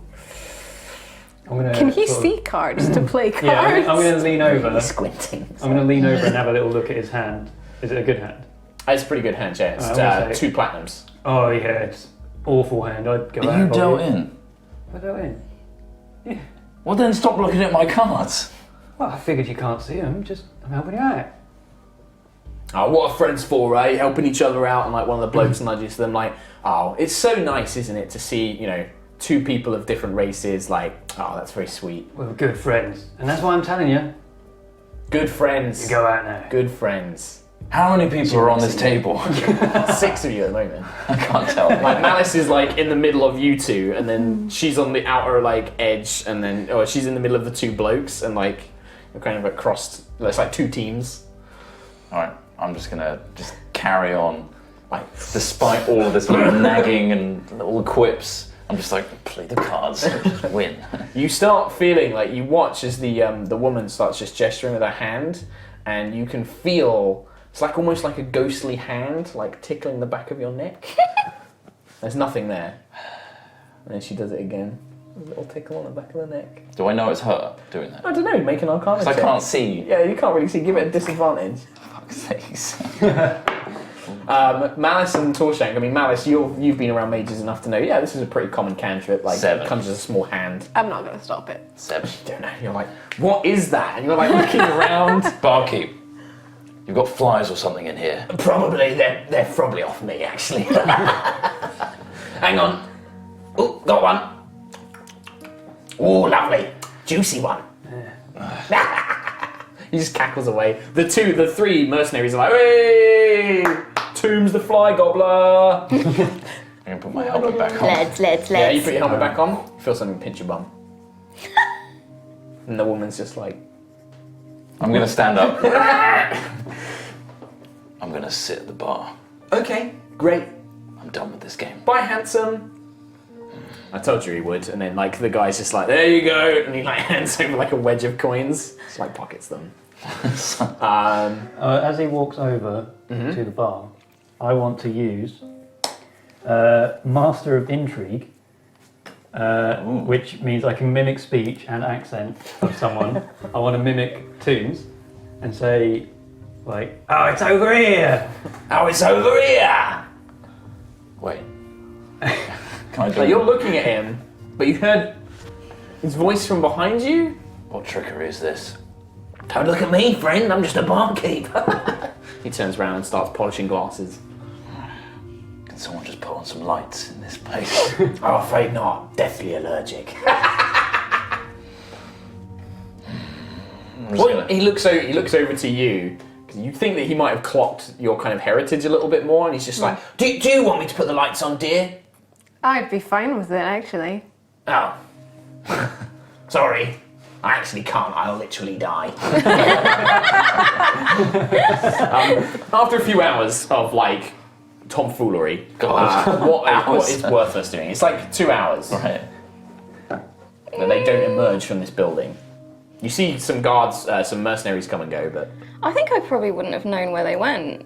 I was too angry, so I'm just like, I think her default state is just kind of sitting and staring. around. Yeah, just kind of bimbling around a bit. Just not really. I've calmed down, and it's almost like I've forgotten That it happened. it happened. Yeah. Like after I was, She hasn't really. doing my little writing stuff. It's like, Yeah. I'm back to kind of Okay. crazy old lady. Okay. After about 2 hours, you're sitting there, and you do see quite a tall man wearing banded armor. He has what looks to be a halberd on his back, like in a kind of like almost like a hook sheath. And he's kind of making his way back. 3 men with him. He kind of pulls the spear out, pulls it out, hooks it under his arm, picks up a cloth from one of the guards, wipes his face. You can see he's got kind of sweaty and dirty. Throws it over his shoulder and enters the bar. You see the same man enter with these 3 men. The people that you've been playing cards with. The 2 of you, by the way, can note down you have proficiency in 3 Dragon Ante, the card game, as you have been taught to play and taught a few tricks of good hands and things like 3? that. Or No, 2? not you. You walked Yeah, away from the I game. was about to say, yeah, just those 2. Nice. Playing, what was it? 3 Dragon Ante, a fancy version of Texas Hold'em. Yeah, I thought so when I looked that up. Yeah. So you learn that, and you see this kind of man enter, and the 3 militiamen stand up, and they're like, "Sir," and they kind of salute, and he's like, "All right, at ease, come on, off you go, Finally. on shift." And they're like, "Yes, sir," and like they look around. The guards, the 2 blokes, are like, "All right, see you later." I can't remember your name again. Mine, Tolstank. Tolstank. Tolstank. They just call you Shanks. They're like, "All right, Shanks," and they kind of give you a swift handshake, pat you on the back. Good lads. Well, next time you come back, we'll make sure we play for money next time. I don't think so. You're a clever little bastard. That's true. The woman is just like, well, I'll tell you what. If your big your big hunky friend over there plays for money, I might. And she kind of gives you a wink and then heads off with them. I don't think you play for money, but They kind of give you a nod, and they're like, they kind of give you like a very polite nod. They kind of see you as this kind of respectful woman that's kind of looking after these 2. So they kind of give you like, you're the boss. They're like, and then they head out. That confuses me because I'm like, what? And they kind of head out, and William kind of sees the 3 of you there, and he's got this kind of halberd, and he kind of just plants it on the floor and leans up against it. What's this then? greetings. I suppose you're Bloody Bill then. Some call me that. Who am I talking to? Well, you're speaking to Tolshank Orborn, Right. and I'll leave it to everyone else to introduce themselves. I'm like, What was the guy's name? William. No, the other guy. Holloway. Halloway. Halloway has sent us in your direction. Said you may be able to assist us. Alloway. Yes. Right. Who are you? I know his name. Don't know yours. Don't know his. Malice. He looks over at you. Taryn, you keep such fine company here. I do. My men are very important to me.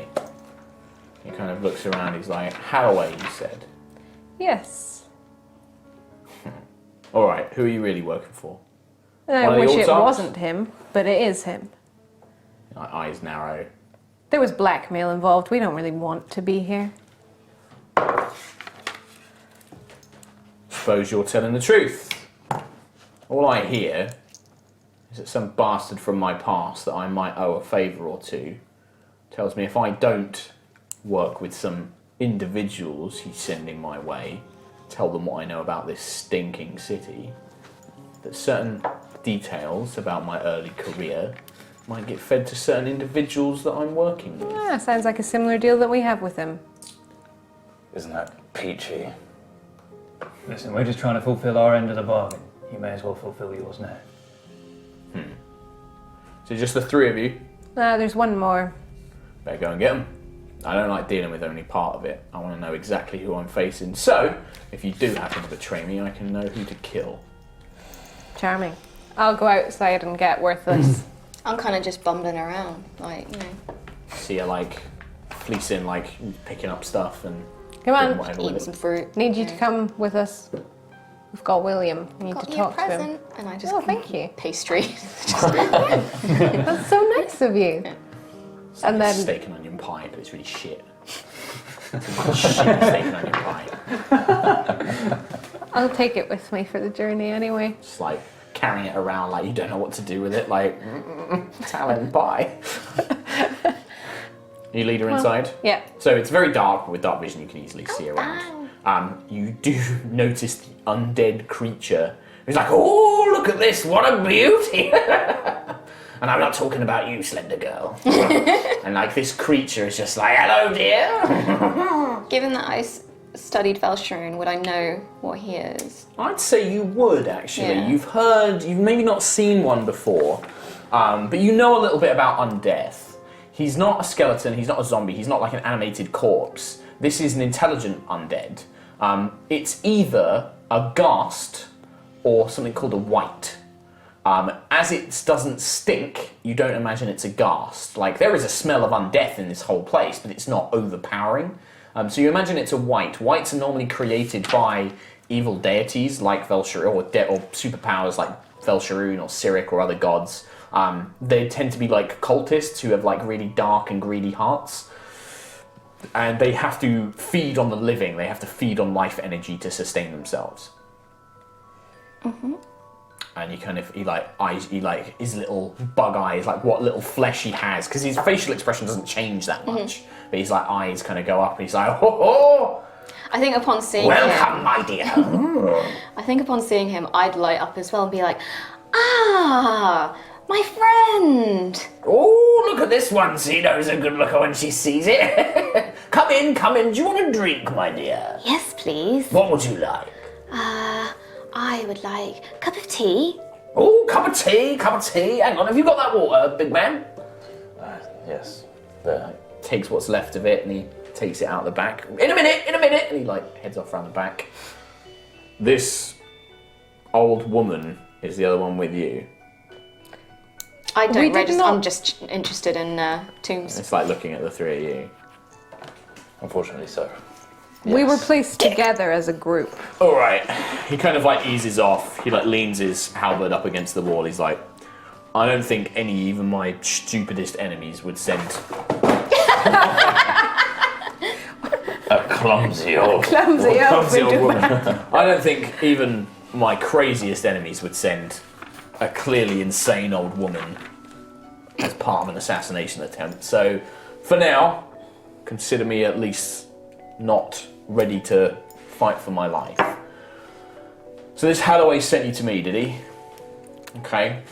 Well, I was told to tell you what I know about the city, tell you ways that you might be able to, how did he phrase it? Make friends with the right people. Sounds great fun. What would you like to know? Anything to start with? Everything. All right. Thay is a kingdom ruled by a lich. Do you know what a lich is? Yes. Undead creature. Very powerful. He took control of the whole place by killing the former Zulkirs. They were the magisters of magic, each one for a different school of wizardry. He's got some of them working with him, but most of them he killed, chased them all across the Forgotten Realms, killing them where he could. This is Sastam. Sastan. That name outside these walls is pretty much sacred. They treat him like a god. People that are devoted Thayans idolize him. They respect him. They think that what he's done is great. He's a hero. He has engineered a lot of political parties and plays to make himself the hero of Thay. And a lot of people treat him with utmost respect. So rule number one, don't make fun of him. Not unless you're ready to get yourselves killed or enslaved. Second rule of Thay, ain't no laws here. The laws are, if you're more important than somebody else, you can do what you want. If you're not more important than somebody else, anything you do against them gets you enslaved. What defines importance? Well, I'll put it this way. At the top, you got the Red Wizards. Red Wizards, any member of them, they're the top dog. They tell you to jump, you ask how high. They tell you to get on the ground, you ask how far they want you to dig. Below them, you have the nobility, the autarchs, the Tharkiones, pretty much any of them. Now they have their own hierarchy within that as well, but generally you don't need to worry too much, just ask whom you're addressing and they'll tell you. If their name if they're a Tharkion or a Tharkiones, they're top dog. If they're an autarch, they're like middle dog. With me so far? Yes. What was that, Tharky? Tharkiones.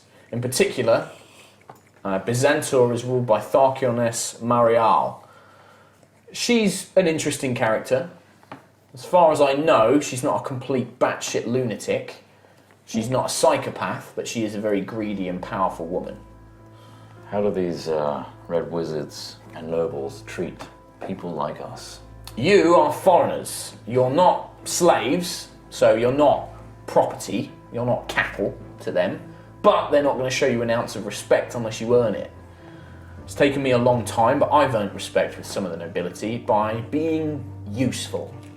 In Thay, it's about how strong you are and how useful you are to whatever plans or politics they're planning. If you're a good arm and he looks at you, like you might happen to be, if you can prove that you're stronger than any other mercenary out there, people want to be your friend. If you're clever, and he looks at Malice, if you can prove that you're cleverer than other people, you'll be useful. If you're a sneaky little bastard, like I imagine this fellow is, like me, then you can prove how useful you are. So it really depends. In terms of laws, you haven't got much say. Somebody kicks off a fight with you, it's difficult to say. You can defend yourself, of course, and if that person's not very important, or you have more important friends, scot-free. If that person has more important friends than you, you're going to risk enslavement. What's the point of the guards? The guards are kind of like below the nobility, but above everybody else, including you. Again, unless you've got more powerful friends. They self-appointed guards. Most of Someone them. control them. There's two types of guards here in Thay. You have the national army. Most of the humans and the undead, which you won't see till this evening, are the official army. Generally, they'll work to the letter of the law, what laws there are. They're not that corrupt, but they're also not exactly going to go out their way to help anybody unless their bosses tell them to. The gnolls, on the other hand, I mean, they're basically psychopaths running around. They can do what they're psychopaths given the authority to do what they want.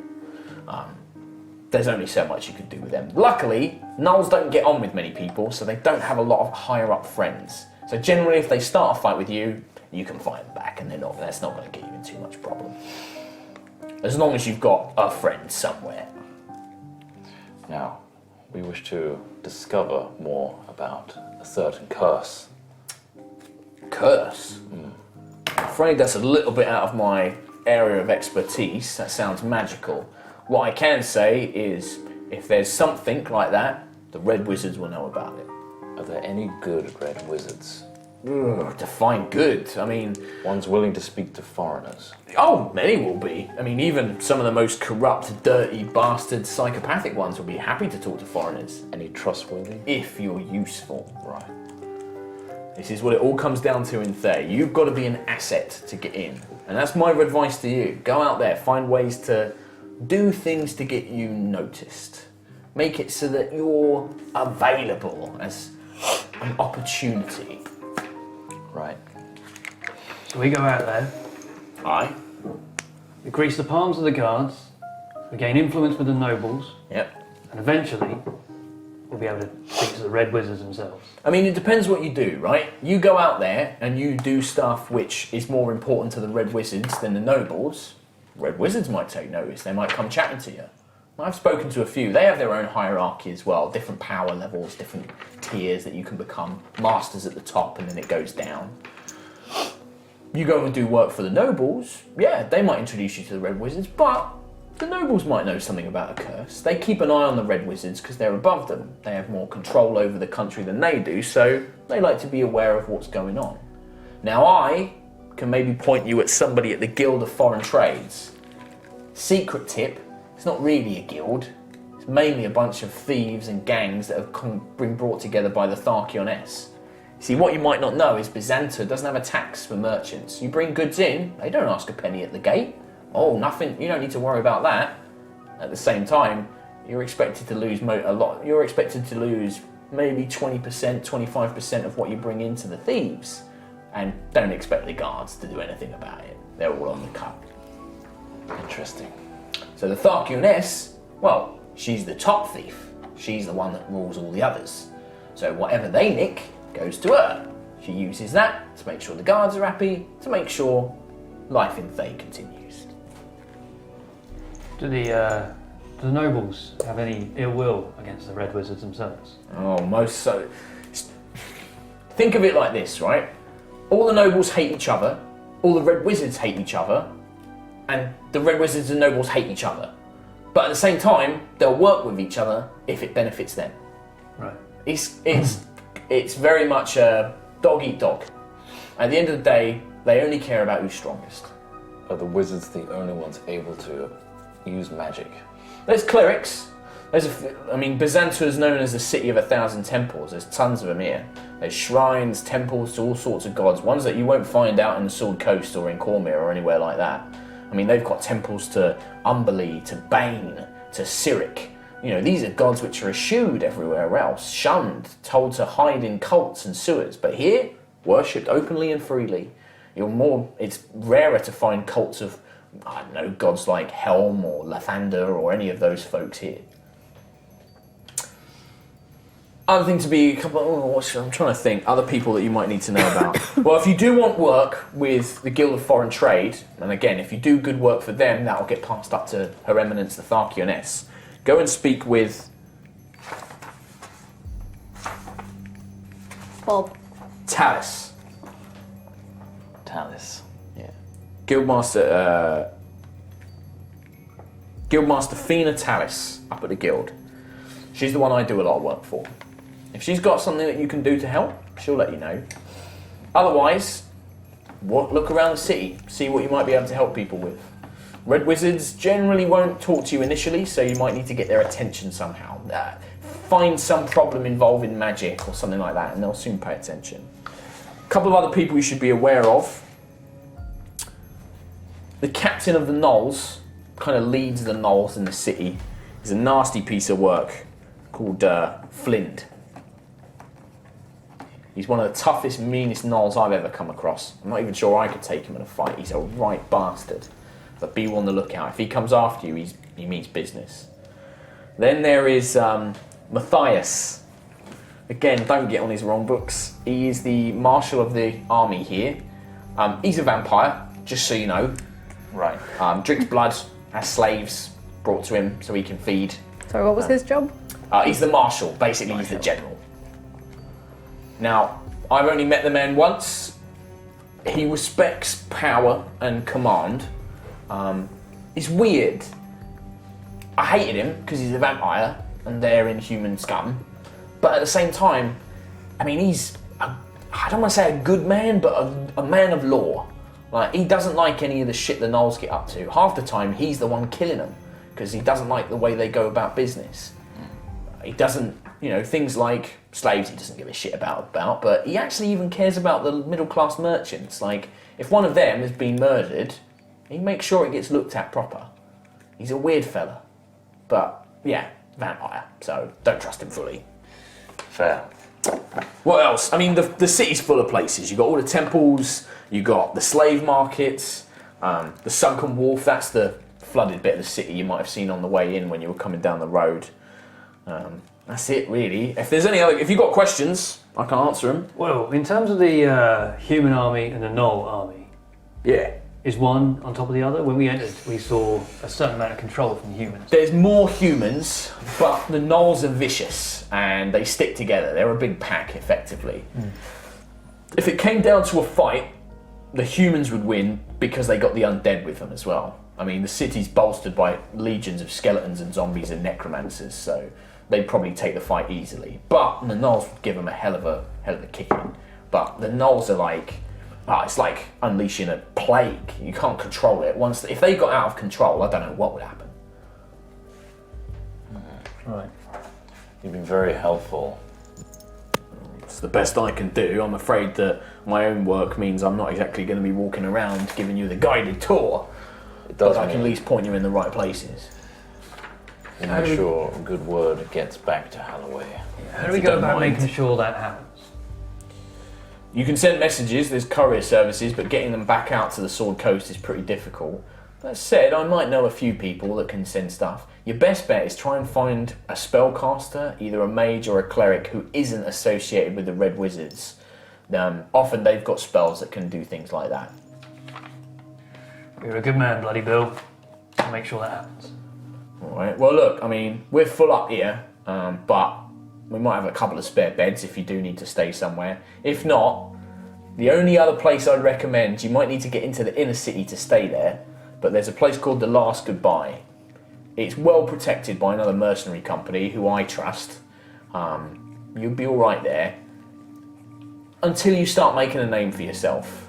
You're kind of prone to assassination attempts. But if you're a nobody, you're alright. One night then. Well, you're welcome to stay here for a night. I'm sure Darrow don't mind. Do you, Darrow? I don't mind. And he comes out with a cup of tea.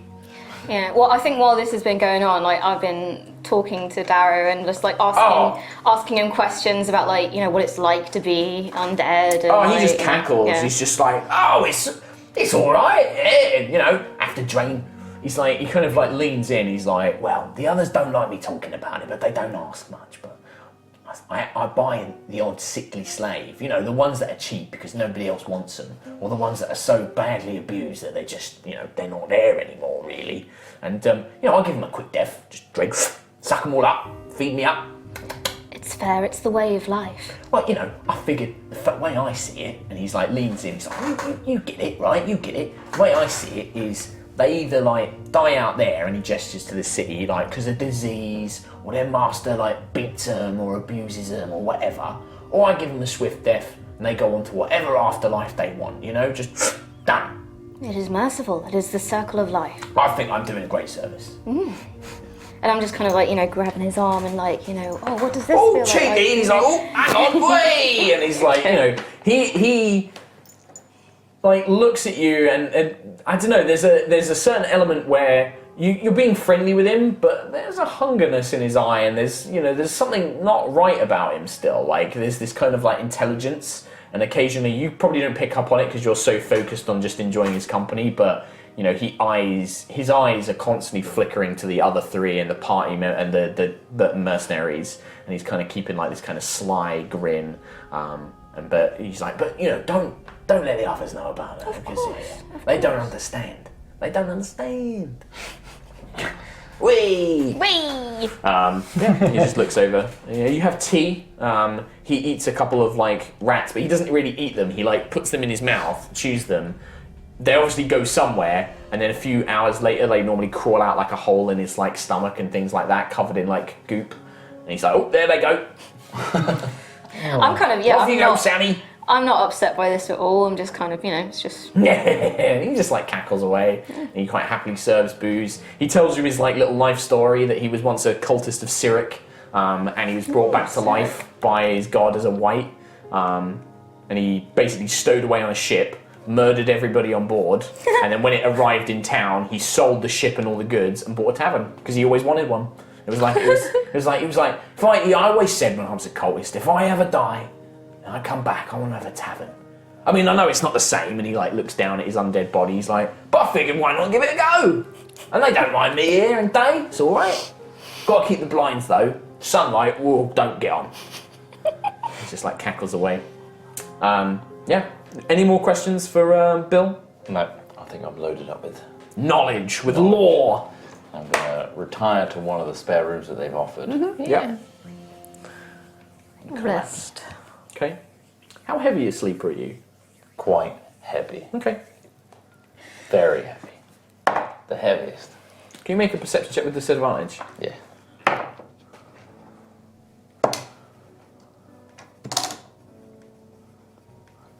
Eight. Okay. Christ. So you take a sleep in one of the beds. What are you guys up to? Well, I'm probably chatting to Tombs for a Tombs. while because I'm Hey, actually getting on with him. He just laughs. Like everybody starts going to bed, and he's like, "I guess I'm not going anywhere." Whee! And he starts like just taking stuff down. You can see that in the corner, like kind of in the dim corner, there's actually a skeleton. It doesn't look real. It looks like a fake skeleton, but he's propped it so it looks like it's playing drafts. And occasionally he goes over. He's like, "Oh, good move," and then he like moves the drafts and stuff around. And like the guards find it hilarious. Like these other mercenaries, they almost seem like a clown. Like they've kind of gotten so used to his undead presence that it doesn't bother them. But the way that he looks at them. Do I start picking up on this? I mean, it's up to you. Like, how much attention does she pay? Well, after she's kind of asked her initial kind of scientific sort of questions and stuff like that. I mean, he seems very happy with his undead life. Yeah. But you also, I mean, give me an insight check, actually.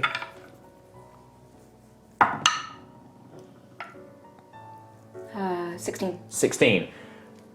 You get the sense that actually maybe this isn't fully who he was, that the undeath has kind of twisted him a little bit, that it's not actually him in a sense. The way that he, like, you know, he's not crazy, but like, it's not like a full person. Like, he's so focused on certain things. Like, his joking is to an extreme. Like, it's, you know, it's like you took somebody's humour dial and just cranked it way up. Like, he's constantly joking and playing little practical jokes, and he likes, like, kind of like, hey, like, everybody that comes in, he greets them, he's super friendly, he brings them over, and occasionally, like, maybe a man in black and a mask comes in and he has a quiet word, and you maybe overhear the price of, like, got any sickly ones? No, not today. Oh, like, come back tomorrow. And, like, he goes off, and he comes back and he's like, hey, who wants a drink? And he, like, does a little jig. Creepy fellow. yeah. So there was only 2 rooms here, and the only other place was the last goodbye. Which is in the inner city. I mean, you can sleep down in the common room, but it won't be very comfy. We'll go over to a couple of guards and say, does anyone want to up the ante on this 3-dragon ante? They look at you. I offer you this magical crossbow for one of your rooms. That's my bet. If you lose, you give me one of your rooms for the night. And if we win, Magical crossbow. they eye it up. They look at each other. Alright. Slam on the table. There's 3 guards. You need to give me... Are you going to try and cheat, or do you want to try and play fair? I'm going to cheat. Okay, cheat. So there's going to be a sleight of hand check on your behalf. Okay. That's 21. So close to catching you. Yeah, you swindle them with cheating. Like, you basically hide a good hand. Like, you get, like, start saving up cards, and you do things like, oh, hang on, you've only given me 1 card. And they're like, hang on, no, I didn't. And they're like, look, I've only got 1. And you've got, like, 1 up your sleeve. You pull the other one out, and then, oh, look, oh, what a hand! But you kind of play it right. You let them win a few rounds, but then you kind of come back. You win a few rounds, you come back, and then you just wipe them out, basically, when you need to. They're like, oh, bloody hell! Oh, it was a good game. Very close. You almost had me there. Oh, I can't believe it! Looks like the crossbow's mine. And which room was it again? He like hands you a small. One night though. He hands you the key.